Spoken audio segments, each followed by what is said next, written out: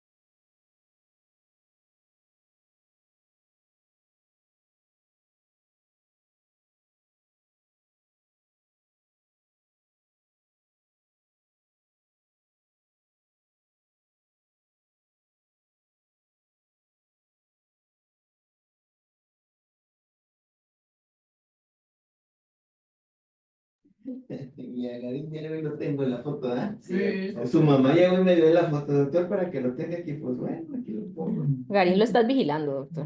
Sí, no, sí, me está. Y está con. Sí. ¿Verdad que sí está con carita de? A ver, vea. Concéntrese bien, concéntrese bien en la consulta. Muy buenos días a todos. Entonces, el día de hoy me corresponde hablar de tumor de ovario.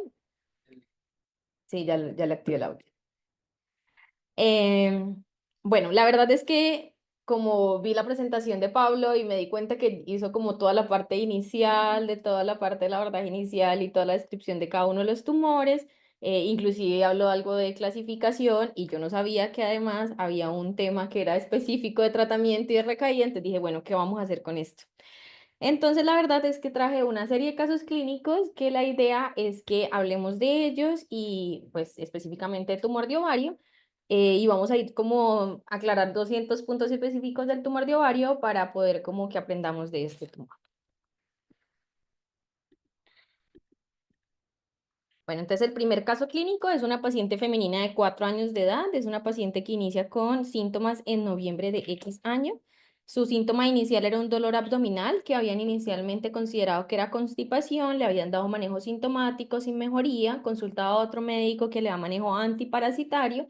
Sin embargo, la paciente persiste con síntomas abdominales, persiste, además progresa con el dolor se vuelve muy intenso, motivo por el cual decide consultar a urgencias el 31 de diciembre, donde toman un TAC de abdomen. En este TAC de abdomen encuentran un tumor dependiente de ovario derecho y es llevada el 13 de enero a una exéresis tumoral. No tiene ningún antecedente relevante para el caso. Entonces tenemos una paciente femenina de 4 años de edad con un tumor de ovario. Entonces, para esto vamos a empezar a hablar un poquito de epidemiología del tumor de ovario. Entonces, los tumores de ovario representan 2,6 casos de cada 100.000 niñas, más o menos representan 1 al 2% de todas las neoplasias en las niñas, tanto en niñas menores de 15 años como en niñas de 15 a 19 años. Si vemos que en general, como nos decía Pablo, en general los pacientes femeninos y masculinos de 15 y 19 años tienen mayor porcentaje de tumores de células germinales, pero este mayor porcentaje de tumores de células germinales está dado por los tumores testiculares o los tumores en los hombres. En cambio, en las niñas sigue siendo un porcentaje bajo respecto a los hombres. De todos los tumores de ovario, el 80% de los tumores de ovario son tumores benignos, y entonces vamos a hablar un poquito de tumores diferencial o del diagnóstico diferencial. Entonces, dentro de los tumores benignos tenemos los teratomas maduros, que también es conocido como el quiste dermoide, que se presenta entre el 40 y el 60%, los quistes funcionales simples del 20 al 30%, los quistes parováricos del 10 al 15% y los tumores del estroma benigno del 5 al 10%, y bueno, otros tumores. En cuanto a los tumores malignos, representan alrededor del 20% de todos los tumores de ovario en los pacientes pediátricos. Sin embargo, si nos vamos a las poblaciones más adolescentes, es decir, las niñas de 15 a 19 años, este porcentaje de tumores malignos aumenta. Entonces ya no va a ser el 20%, sino que va a ser del 30 al 40%. Inclusive hay literaturas que dice que el 50% de los tumores de ovario de las niñas mayores o adolescentes ya van a ser malignos. Dentro de los malignos, pues lo más frecuente en pediatría en esta edad es que sean tumores de células germinales. Del 70 al 85% de los pacientes con tumores de ovario que tienen un tumor maligno son tumores de células germinales. Dentro de ellos vamos a ver ahorita un poquito más dependiendo de las edades, tumor del seno endodérmico, el disgerminoma, el carcinoma embrionario y los tumores mixtos, que llama la atención que si uno revisa la literatura en general, describe muy poco porcentaje de tumores mixtos, pero cuando uno va a la realidad, la verdad es que los tumores mixtos son una alta cantidad de porcentaje. También están los tumores estromales, que son mucho más frecuentes en los adultos, pero pueden presentarse en las niñas del 10 al 20%, y los tumores epiteliales, que definitivamente son un tumor de adultos, menor del 5%. Entonces vamos a hablar de los tumores de células germinales del ovario. Entonces para esto voy a hablar un poquito de embriología, yo ya sé que Pablo lo tocó, pero para irnos específicamente a los tumores de ovario. Entonces vamos a hablar de las células germinales progenitoras o primordiales, que pues ya nos había hablado Pablo, que van a ser las protagonistas de los tumores de células germinales. Estas células se caracterizan porque son pluripotenciales, tienen una capacidad de replicación infinita o potencialmente infinita y de migración. Se dice que más o menos a la segunda semana de edad gestacional, a partir del epiblasto, se va a dar la migración al saco vitelino de todas estas células primordiales. Más o menos entre la cuarta y la quinta semana de edad gestacional, estas células que van a estar a nivel del saco vitelino van a migrar hacia las crestas genitales. Y ya sabemos que esto va a estar sobre todo pues, indicado por el KIT y el KIT ligando. Entonces, ¿qué va a pasar o sea, cómo podemos diferenciar los tumores de células germinales de ovario? Entonces, tenemos una célula stem cell o una célula madre que posteriormente va a pasar a una célula primordial, y esta célula primordial tiene que ser una célula migratoria, que es lo que estábamos viendo acá. Entonces, yo tengo una célula que va a estar en mi saco vitelino y esa tiene que migrar hacia mis crestas genitales. Y eso es lo que se conoce como una célula genital o primordial migratoria. Si yo tengo una célula migratoria que tiene un bloqueo en la maduración, entonces yo voy a tener un tumor de célula germinal tipo 1.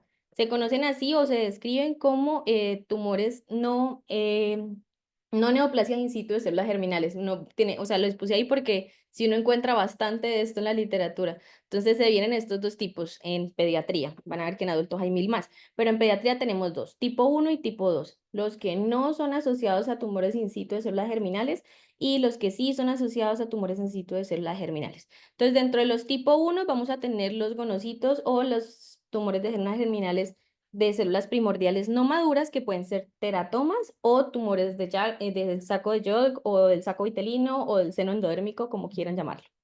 Y cuando la célula ya migra y ya llega a la gónada, entonces yo voy a tener un gonocito, y cuando ese gonocito intenta madurar a esa ogonia, entonces puede tener un bloqueo en la diferenciación. Y ese bloqueo en la diferenciación es lo que conocemos como un gonocito arrestado, pero ya es un gonocito maduro.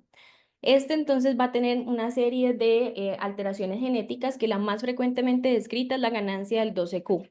Pablo decía que muy del adulto, pero la verdad es que cuando uno se va a la literatura pediátrica, todos los niños mayores de 10 años que tengan un tumor de células germinales, la mayoría, el 80% van a tener una ganancia del 12Q. Entonces vamos a tener un tumor de células germinales tipo 2 y esta va a tener dos opciones. O va a proliferar, es decir, va a ser una célula que ya está hacia esa vía y va a proliferar y va a generar en el tumor de ovario un disgerminoma, o se va a reprogramar. ¿Y cómo se va a reprogramar? Hacia tumores, los que conocemos pues como diferenciados, que son los no germinomatosos. Si tiene una diferenciación o una programación hacia tejido embrionario, entonces vamos a tener los teratomas, ya sean maduros o inmaduros, o el carcinoma embrionario. Y si va a ser hacia una diferenciación hacia tejido extraembrionario, entonces va a ser del seno endodérmico un cariocarcinoma. Esto es lo mismo, simplemente entonces diferenciarlos entre los tumores germinomatosos y no germinomatosos. Los no germinomatosos si tienen estructuras extraembrionarias o tienen estructuras embrionarias, y si tienen estructuras extraembrionarias, entonces tumores del saco de Yol o coriocarcinomas, y los teratomas, que son los que son pues de la estructura embrionaria. Entonces, en cuanto a epidemiología según la edad, tenemos los niños menores de 10 años, es decir, los niños chiquitos van a tener, como les decíamos, la frecuencia de tumores de células germinales dentro de los tumores de ovario van a ser del 70 al 80%, la frecuencia de malignidad es menor que en las niñas mayores y lo más frecuente es que sean teratomas maduros o tumores del seno endodérmico. Y ya las niñas más grandecitas, la probabilidad de que sean tumores malignos van a ser más altas, lo más frecuente es que sean teratomas maduros, que son tumores benignos, pero dentro de los malignos tenemos disgerminomas, tumores de seno endodérmico y los mixtos.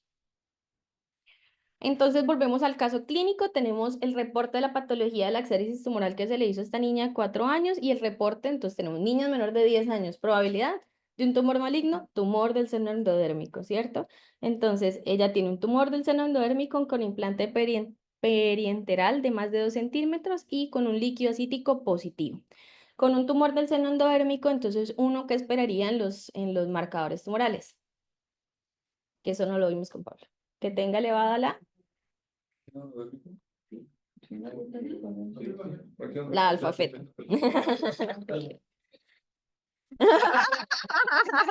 Yo ya estaba diciendo desde el principio una alfa feta. Entonces le tomamos marcadores tumorales y tiene una alfa-fetoproteína muy elevada, 35.000. Esto es clásico de los tumores del seno endodérmico. Cuando uno tiene alfa-fetoproteínas que son moderadamente elevadas, 100, 50, 70, generalmente no es un tumor del seno endodérmico puro, sino que va a ser un componente de algún mixto. Pero cuando es puro seno endodérmico, tienen alfa-fetoproteínas supremamente elevadas, generalmente mayores de 5.000 o 10.000. Entonces, perdón, es que ahí me confundí. De la beta coriónica, entonces, son más bien Coriocarcinomas, ajá. Entonces, estructuras extraembrionarias, si tenemos hacia el saco de Yol, seno endodérmico, tumor, no sé por qué además le ponen 3 nombres para que en todos los lugares sea diferente, para confundir. Saco vitelino, como lo quieras llamar de cualquiera de esos 3 nombres, alfa-feto. Y hacia lo que tenga sincite trofoblasto, coriocarcinoma. Y hay beta-HC. Entonces, bueno, entonces después de eso, entonces yo tengo que estadificar a mi paciente, ¿cierto? Entonces le voy a tomar el examen que generalmente tomamos en los pacientes con tumores germinales, que es una tomografía de tórax. Y en este caso tenemos una tomografía de tórax con múltiples metástasis pulmonares. Y le tomamos un TAC de abdomen posterior a la cirugía, que tiene en el hueco pélvico 2 imágenes hiperdensas de orden bien definidos que decían o describían en la tomografía como flebolitos y no tenían masas residuales. Entonces, este tumor queda clasificado como un tumor germinal de ovario de seno endodérmico, estadio 4, alto riesgo por metástasis pulmonares. Esta es la evolución de esta pacientica. Tenemos que en enero la alfa-fetoproteína posoperatoria era de 35.000. Ya después del primer PEP tiene una alfa-fetoproteína en 836. Y ya después del segundo PEP, que es lo esperado, tiene una alfa-fetoproteína de 9. Después del tercer PEP, alfa-fetoproteína de 6. Después de, bueno, ahí no les puse el cuarto, el quinto PEP, una alfa-fetoproteína de 7. Y ya después de su último PEP, que era su sexto, alfa-fetoproteína de 3.6, en este momento la paciente tiene 2 años de vigilancia. Bien, entonces eso es lo esperado. Este era el caso bonito. ¿Y es de aquí? Sí. Visceral. ¿Te acuerdas el nombre? Por ahí está en el drive, la metí al drive. Es anónimo. Entonces, bueno, dentro de las manifestaciones clínicas de los tumores de ovario se describe como o sea, tiene múltiples presentaciones clínicas. Una de las más frecuentes es una masa pélvica que está asociada a dolor abdominal, pélvico o lumbar crónico progresivo. Casi la mitad de los pacientes se presentan con dolor crónico y la otra mitad de los pacientes se puede presentar con dolor agudo. Dentro de los pacientes que se presentan, Sí, eso que dice, tienes bien característico el dolor lumbar. Siempre pregúntele a la niña esta, Lea, ya le preguntó, oye, ¿te duele la espalda? Y ya le empezó a doler la espalda, nomás que a veces ni dicen, ¿eh? Con tal de, ellos están bien. Entonces, sí es muy característico el doctor lumbar, ¿eh? El el dolor dolor lumbar. ¿Estás? Entre los pacientes que se presentan con dolor agudo, entonces se pueden presentar con distensión y dolor abdominal agudo y generalmente están asociadas a torsión o a ruptura de la cápsula del tumor. Puede presentarse igualmente como una masa asintomática, sobre todo los benignos. Un teratoma maduro puede presentarse con un crecimiento progresivo o lento que puede llevar a generar una gran masa y que el paciente generalmente no presenta un dolor pues como muy específico.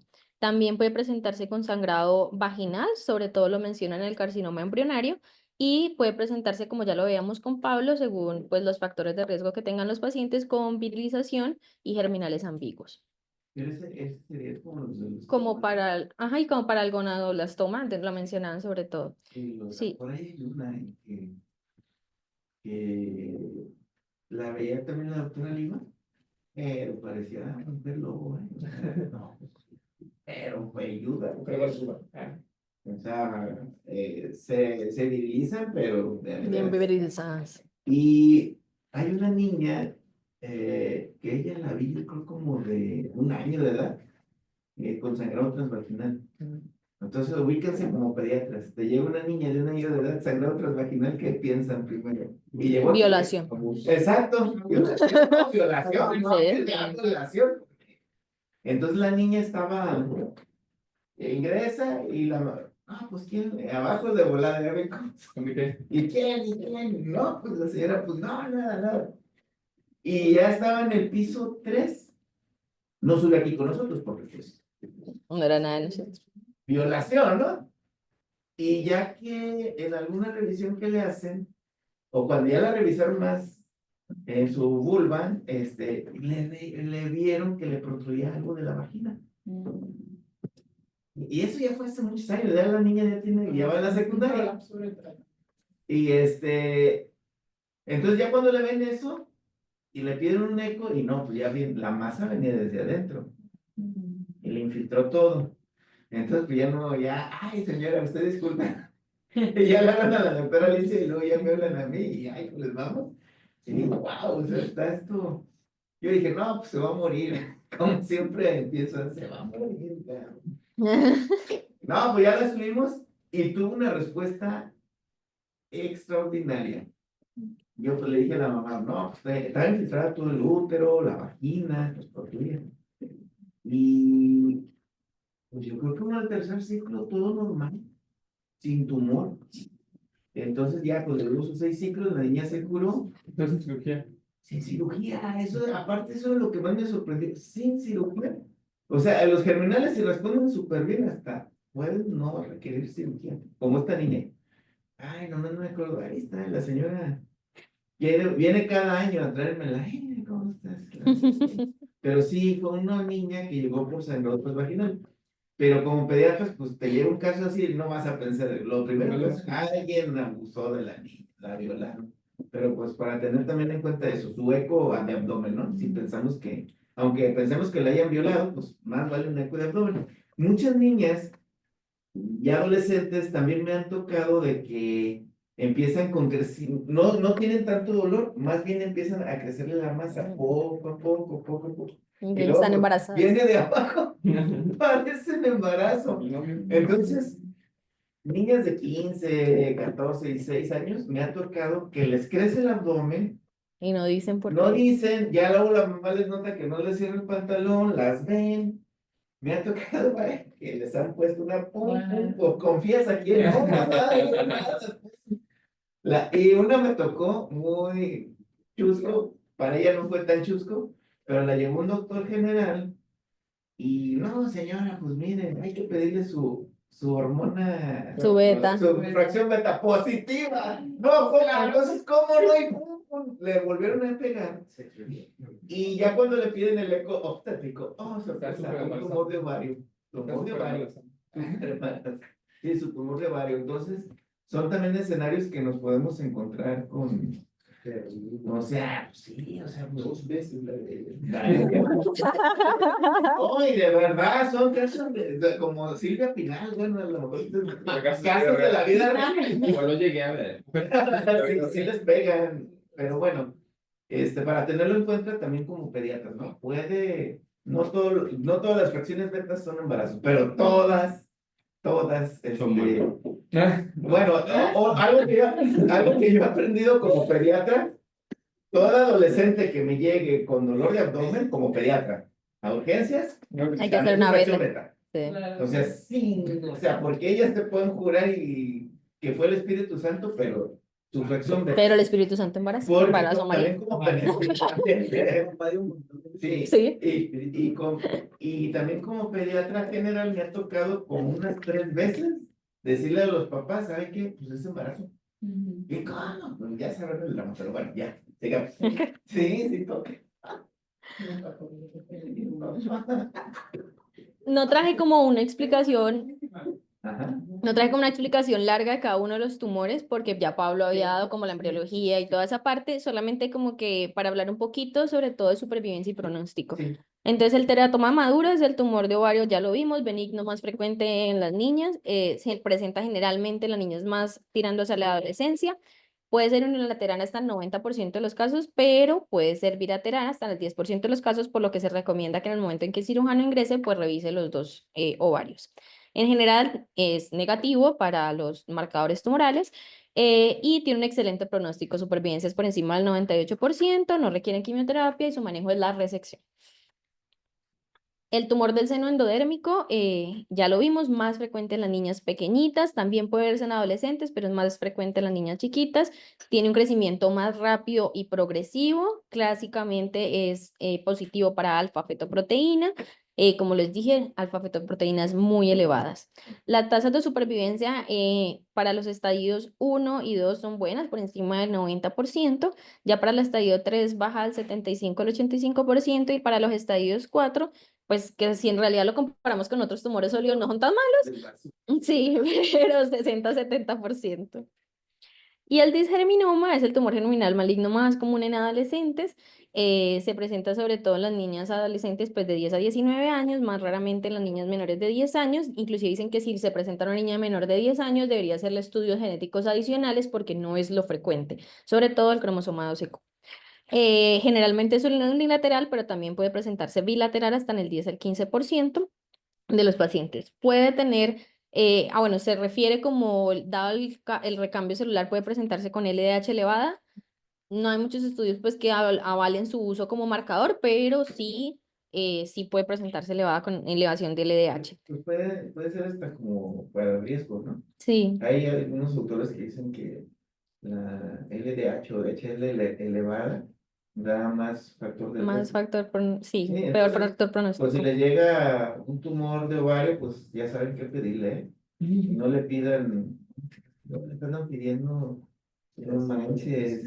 Ándale, sí, ese es el poquito de. Sea Y 165. luego te sale un poquito elevada y nomás te hace ruido porque, pues, y luego los papás, y eso que, pues, no, pues. Sabe.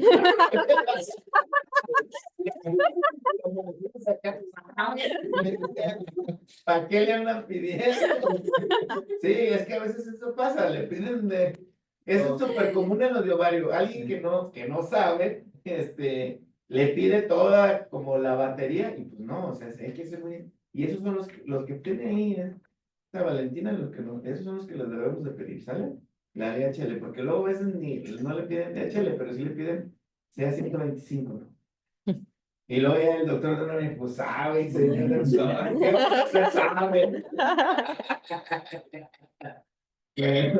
Puede tener levemente elevado la beta-HCG porque puede tener un componente sin citotrofoblasto y pues generalmente son negativos para alfa-fetoproteínas. Si son elevados, pues es más probable que se trate de un tumor germinal mixto.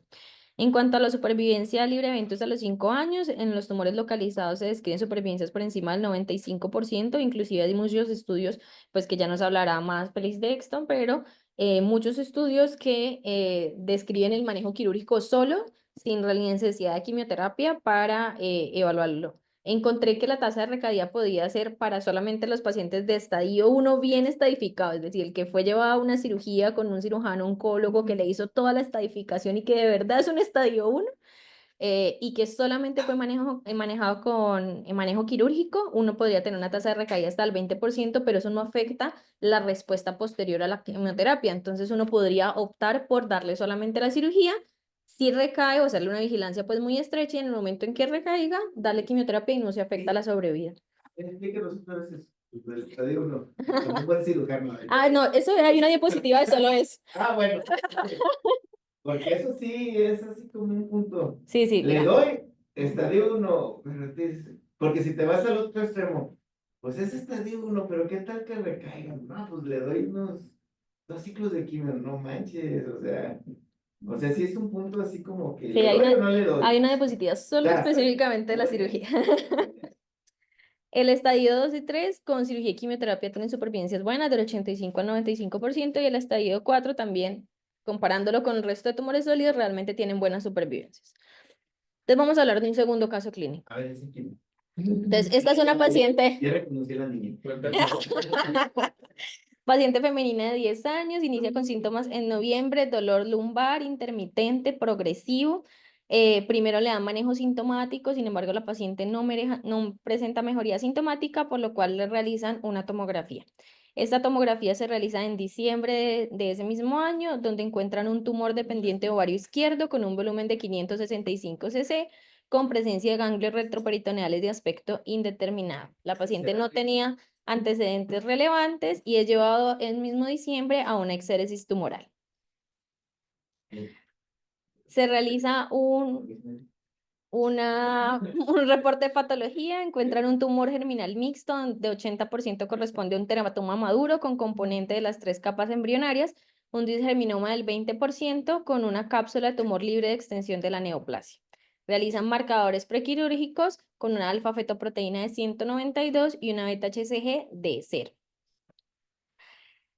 Con estos resultados, entonces la paciente deciden pasarla a vigilancia.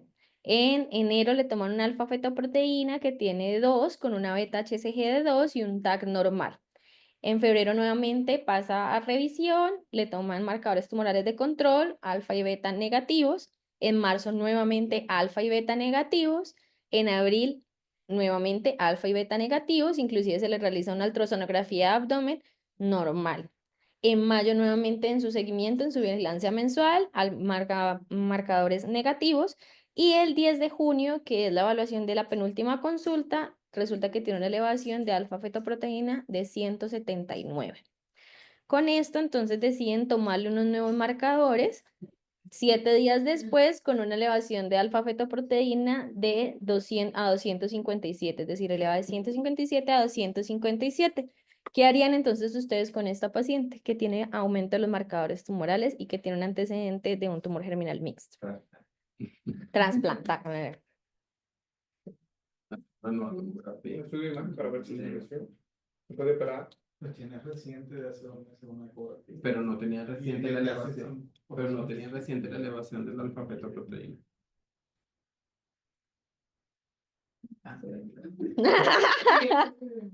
Y un estudio de imagen, Byron, ¿qué haría? Los marcadores ya están elevados y esos se elevan incluso antes de que se vea una imagen. Como quiera, sí hay que pedir algunos estudios de imagen, pero ya hay que empezar quimioterapia. Entonces, de acuerdo. Entonces, vamos a ver cuál es el valor de la alfa-fetoproteína. Entonces, la alfa-fetoproteína. La, la alfa-fetoproteína ya sabemos, ya Pablo pues habló un poquito de ella, es producida en el hígado fetal, Tiene una semivida de 5 a 7 días y está presente en los tumores de saco vitelino o que tengan algún componente de saco vitelino.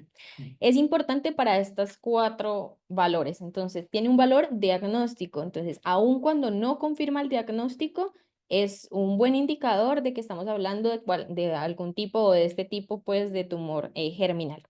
Tiene un valor muy importante en la respuesta a la cirugía. Inclusive cuando se han realizado estudios, se ha visto que todos los pacientes que tengan una alfa-fetoproteína mayor de 30, que no es un valor tan alto, tenían células residuales malignas viables.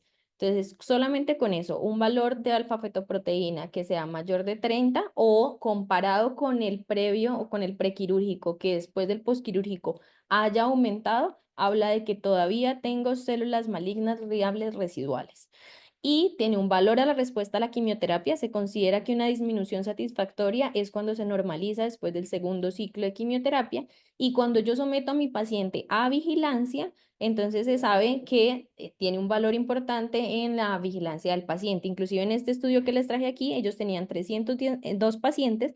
De esos 302 pacientes, 16% tenían recaída a los 5 años y de estos el 100% tenían marcadores anormales y el 33% tenían marcadores anormales que tenían recaída con imágenes normales. Ujú. Entonces, por eso es súper importante este marcador para seguimiento, tanto diagnóstico, respuesta a la cirugía, respuesta a la quimioterapia y vigilancia. De hecho, y a mí me ha tocado con varios, ¿eh? La elevación del marcador tumoral se anticipa Se anticipa a la... hasta una PET, porque Julia Camila tenía una PET negativa creo que en diciembre y bueno, fue la campaña chinga y en 1 o 2 meses otra vez la tumoración. Sí, inclusive dice que se adelanta hasta 4 meses al diagnóstico por imágenes. Este mismo Sí, estudio dice puede ser la pregunta del papá o de los papás, ¿no? Oiga, o lo que preguntaste ahorita, ¿qué le haría una imagen? Pues a lo mejor un eco, una tomografía, pero eso nos va. a confundir. A mí ya me pasó con alguien, no me acuerdo ahorita bien con quién, con una paciente, la mamá, igual renuente, pues hasta no ver la evidencia, y sí pasaron varios meses, yo creo que unos 4 o 5 meses, hasta que por fin, yo creo que fue en un eco, porque no le iba a estar tomando todos los meses, hasta que en el eco se vio la masa que empezaba a crecer. Entonces eso es muy cierto, la alfa-feto anticipa, y yo creo que no debemos de dilatar el manejo hasta ver la imagen, porque pues va a salir, ¿no? Igual, o sea, precisamente para eso es ese estudio, para decir que en el caso de que yo tenga una imagen negativa, no quiere decir que yo no tenga que iniciarle manejo. Entonces, por eso... Y entonces, ¿qué harían con este paciente? Iniciar quimioterapia. Esta es una paciente que el día la que dijeron que le pusiera, la mamá está renuente a iniciar quimioterapia, pero O sea, sí, como que sí nos tiene preocupa, ¿verdad? indicación. ¿Y algún otro estudio? O sea, como que ellos no creen que con la pura, le voy a pasar, me pasa el artículo, se lo pasa a la mano para que lo lea. Para que lo lea todo. Y ya se convence. No, pues sí la debemos de convencer, ¿no? A lo mejor sí sería bueno Alía, va a venir el lunes, espero convencerlo ya de que se quede, y ya empiezo, le pedimos un eco, ¿no? Sí, O sea, sí. para que todos estemos se le pide un eco para ver, a lo mejor ya se ve algo, o a lo mejor no se ve nada, ¿verdad? Un eco y una placa simple de tórax. No creo que tengan el placa simple de tórax, ¿verdad? Pero más bien un eco de abdomen, ¿sabes? Listo. Que le van a dar papel por esa imagen. Ajá. Y la señora dice, busquen otra causa, busquen hepatitis, busquen Sí, esto, sí, pero sí, no sí. tienen como... Inclusive con la paciente que te digo que la mamá estuvo muy renuente, investigamos causas y creo que hay una causa genética familiar de elevación de la alfa-feto familiar. Hasta me puse a investigar y bueno, señora, pues a lo mejor tiene esto y pues ¿cuál era la tumoración? O sea, pero bueno, también, pues hay que entender a los papás y al niño sobre todo también que no quiere que se le caiga el cabello.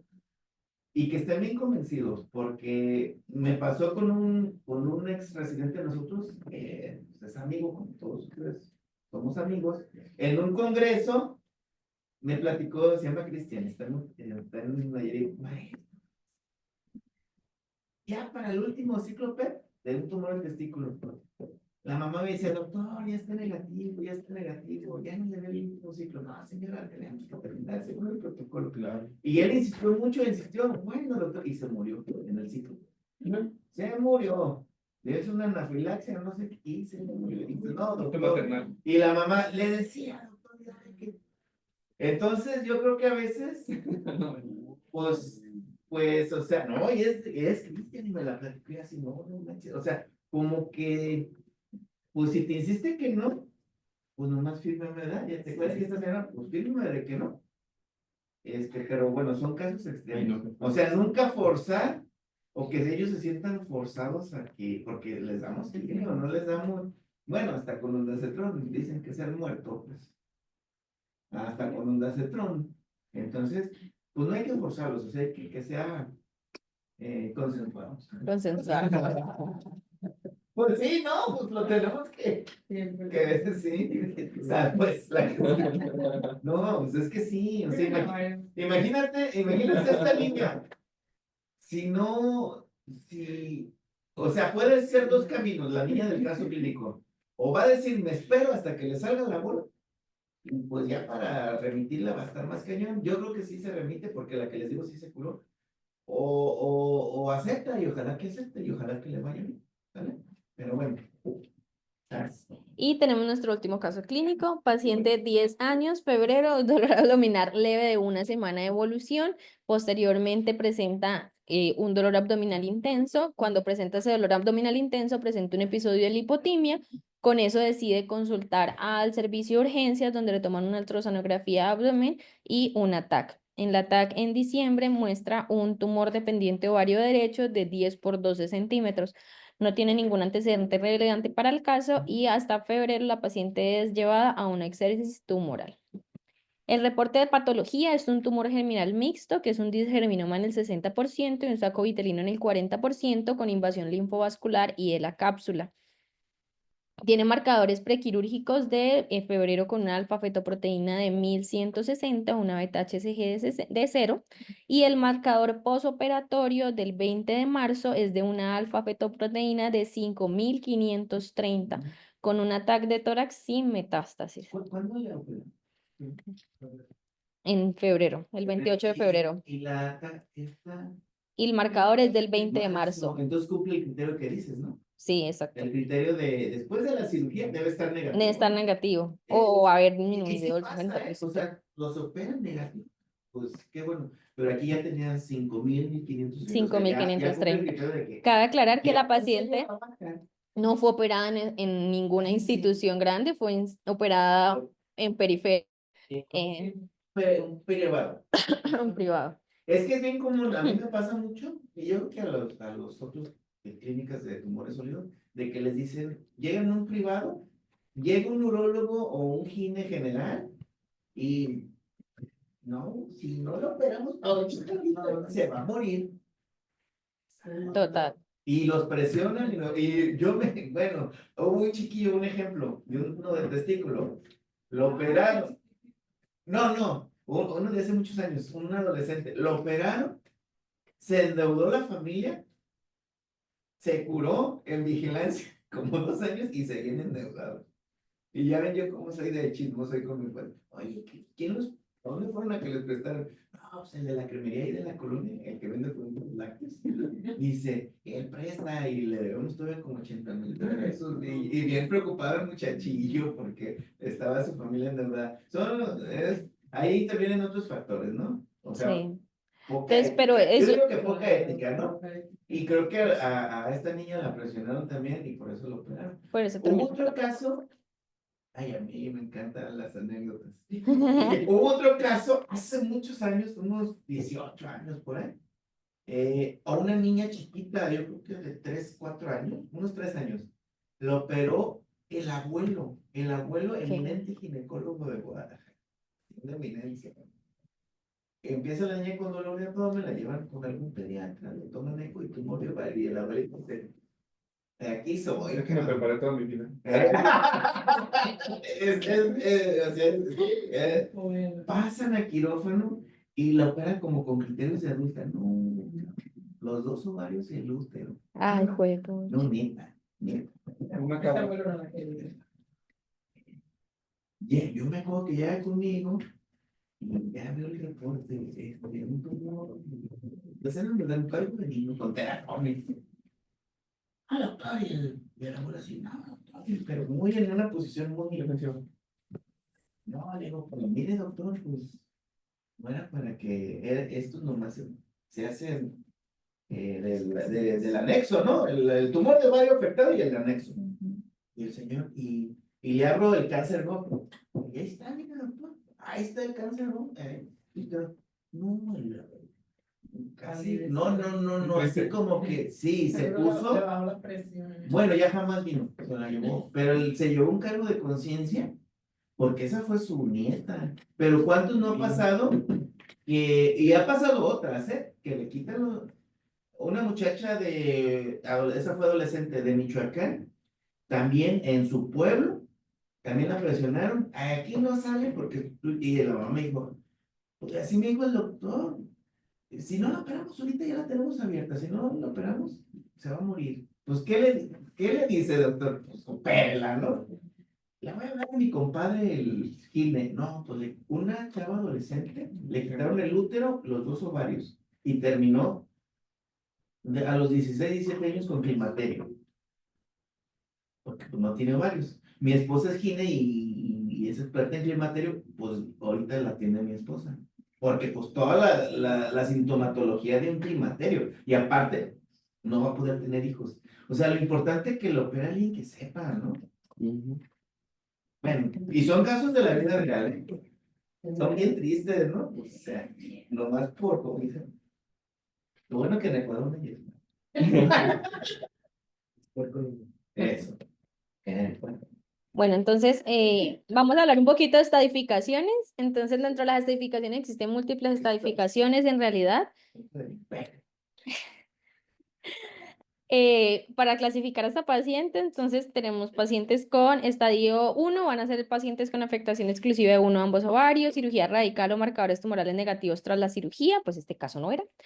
2, enfermedad rizoidal microscópica con ganglios linfáticos infiltrados menores de 2 centímetros, un lavado peritoneal negativo para células malignas o ganglios retroperitoneales infiltrados de más de 2 centímetros, enfermedad residual macroscópica o lavado peritoneal positivo para células malignas. Vamos a ver que existen múltiples calificaciones, pero no, esta no es la FIGOS. Vale, es bien importante, y ustedes ahí van a notar que también sabía lo que hacía el cirujano, que te manden el reporte de lavado De lavado peritoneal. peritoneal. Porque, oye, el reporte, pues no le hicimos nada. O sea, porque ahí ya estás en una. Los de aquí, los del grupo de Gutiérrez Ureña sí le toman, ¿eh? Pero me ha tocado unos que vienen de por fuera y no les toman. Entonces, ¿qué hago? Si tiene positivo, el lavado peritoneal le debes de dar quimio. Ujú. Pero si no lo tiene, te va a ser como, pues. Sí. Para eso precisamente nace esta clasificación. Esta clasificación es una clasificación del COG que es un estudio que en este momento está actualmente abierto, que lo que hace es comparar PEP versus JEP. Eso es lo que están haciendo ellos, evaluando esta comparación de carboplatino versus cisplatino en niños menores de 11 años. Y ellos sacan esta clasificación para su estudio, que me pareció muy interesante porque ellos sacan una clasificación 3X. Y precisamente la 3X es esto, es paciente que se encuentran por todo lo demás en un estadio 1 o 2, según los criterios pues ya mencionados, pero que o no se obtuvo la citología peritoneal, o no se logran biopsiar los ganglios linfáticos mayores de 1 centímetro, o no se toman las muestras de las superficies peritoneales, o el paciente es llevado a una primera cirugía y después le realizan una segunda cirugía porque en la primera no se realizó la estadificación como debía hacerse. Entonces me pareció interesante por eso, porque ellos mismos toman en cuenta cuando el paciente no es bien estadificado por el cirujano. La conducta que sigue, ¿no? Yo creo que nos vas a decir, ¿no? No, ¿No? pero bueno. Ya ahí quedó. No, es que está en proceso el estudio, ¿no? Sí, está en Ah, proceso el bueno, estudio. ya como me anunció, lo mándame y me lo platica. No, precisamente ayer busqué si ya había salido acá algún resultado y todavía está abierto Pero está inclusive. interesante porque sí es algo que puede pasar, ¿eh? O sea, porque también le deben de tomar muestras de Pimplon así. Ujú. Y a veces no, o sea, dicen, no. Esta es FIGO, que FIGO es la que está dada para los mayores de 11 años. Son clasificaciones más extensas, pero yo creo que no son difíciles realmente, es solamente de sentarse y hacerlo bien. Checarlas cada vez que... Y esta es la estadificación quirúrgica integral. Eso es importante conocerlo porque precisamente lo que estamos hablando de si el paciente es llevado por un cirujano oncólogo pediatra que sabe bien cómo estadificar un paciente con una cirugía de ovario o no. Entonces, ¿qué significa esto o qué uno debe esperar de un cirujano que me opere una paciente con una cirugía de ovario? Entonces, los cirujanos tienen que hacer una revisión extensa de el diafragma, o sea, tienen que ir y mirar que el diafragma esté indemne y no tenga ninguna lesión, de ambos espacios paracólicos, de los ganglios linfáticos pélvicos y paraórticos y el epiplom. Tienen que verlo, tienen que palparlo y tienen que ver que no tengan ninguna lesión a este nivel. En caso de que encuentren alguna lesión a este nivel, tienen que biopsiar esa lesión para decirnos si son positivas o no son positivas.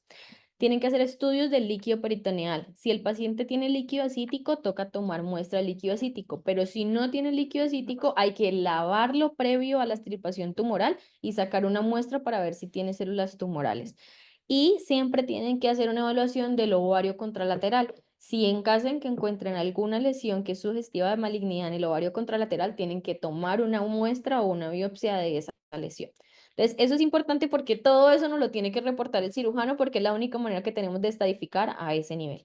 Oye, y no, pues, sí, no. No sé, en mi hospital así lo tenían que mandar, o sea, literalmente sí, tal cual, punto a punto. Pero aquí no, sí llega con, no llega ni, y si llega, algo no es tan preciso, ¿verdad? No sé, a lo mejor sí lo hacen, pero Yo no he visto no, tampoco. no es como de rutina que nos lleguen así de bonitos. Sí, me acuerdo que en el ¿Sabes qué hospital. necesito? El único que llegó lo operó el Por fuera. Ajá, porque era un niño de 50 cuadros. pues sí. Si en mi hospital sí es así y si les falta algo, ¿por qué no me reportaste el epiplom cómo está? Exacto. Excelente, bravo. Sí, 13. Entonces, bueno, el tratamiento 13. Ya supimos. Sí, de tratamiento no me voy a extender mucho porque pues mi compañero pues va a darnos una charla extensa acerca del tratamiento. Solo para ver que siempre tenemos la opción de la cirugía y la observación dependiendo de si es un teratoma maduro o si es un teratoma inmaduro o un disseminoma, se podría dar solo cirugía de observación siempre y cuando el paciente sea de estadio 1, bien estadificado. Entonces vamos a ver la evolución de nuestra paciente. La paciente tiene, ya vimos, una alfa-fetoproteína posoperatoria de 5530, recibe su primer ciclo PEP con una alfa-fetoproteína de control de 314, su segundo ciclo PEP con una alfa-fetoproteína de control de 116, su tercer ciclo PEP con una alfa-feto... Ah, bueno, esta ya llama la atención, ¿no? Se supone que después de la alfa-fetoproteína, del segundo PEP, ya debería estar negativo. Entonces bajó, pero no está negativa.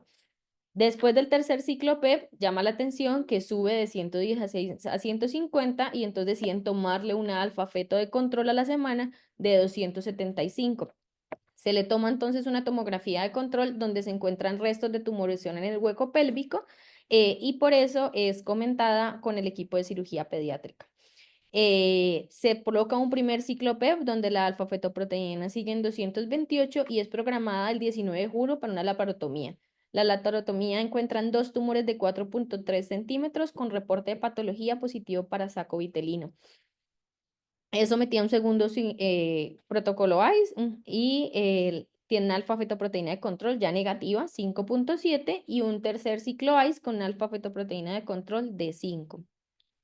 En diciembre la paciente se realiza un PET scan y el PET scan es normal. En enero la paciente asiste a su control de vigilancia donde encuentra una alfa-fetoproteína que nuevamente asciende a 107. Se le realiza un ataque de abdomen para este momento que es normal. Y en febrero se realiza nuevamente una alfa-fetoproteína de control donde ya sube o eleva a 544. En ese momento se realiza una ultrasonografía de abdomen con una tumoración en anexo derecho de 6.6 centímetros. En marzo llevaba a cirugía por parte del grupo de cirugía pediátrica oncológica con extirpación de útero y parte de la vejiga y una alfa-fetoproteína posoperatoria aún de 1522. Nuevamente se inicia protocolo de rescate con ICE con una alfa-fetoproteína de 515. Se realiza un segundo ICE con una alfa-fetoproteína de 55 y bueno, ahí vamos. Entonces, traje solamente esto para terminar y es valor del PET scan en tumores de células germinales. Es que sí me gusta ver los casos reales, a ver, o sea, ¿se fijan que no cumple el criterio?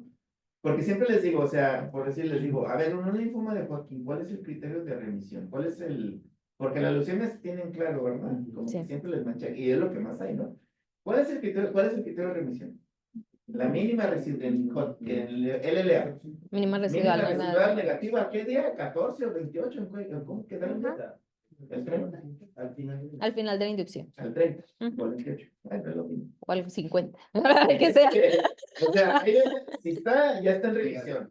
Entonces ahí, y en el Hodgkin, el PET, después de los 2 ciclos de inducción, o EFAS. Ujú. Si está negativo, está en remisión. O sea, ahí no, pero aquí no están. Ahorita yo creo que me vas a hablar de eso.